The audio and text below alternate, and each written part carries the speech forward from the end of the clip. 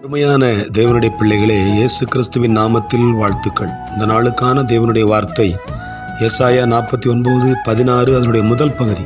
இதோ என் உள்ளங்கைகளில் உன்னை வரைந்திருக்கிறேன். ஆம், ஆண்டவர் சொல்லுகிறார், உங்களை பார்த்து என் உள்ளங்கைகளில் உன்னை வரைந்திருக்கிறேன். எதற்காக?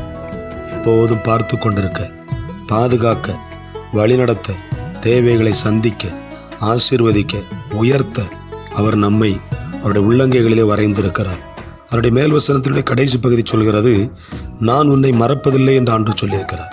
நம்முடைய தகப்பன், நம்முடைய தாய், நண்பர்கள், உடன்பரப்புகள், சொந்த பந்தங்கள், நம்ம அதிகமாய் நேசிக்கிறவர்கள் நம்மை மறந்து போகலாம். ஆனால் ஆண்டவர் நம்மை ஒருபோதும் மறப்பதில்லை. ஏன்?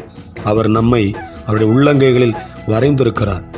ஆகவே எனக்கு அருமையான தேவனுடைய பிள்ளைகளே, அவருடைய உள்ளங்கைகளில் அவர் நம்மை வரைந்து வைத்திருக்கிறபடினால் நம்மை ஒருபோதும் மறப்பதில்லை. நம்மை அற்புதமாய் நடத்துவார். இந்த வார்த்தைகளால் தேவன் நம்மை ஆசீர்வதிப்பார்.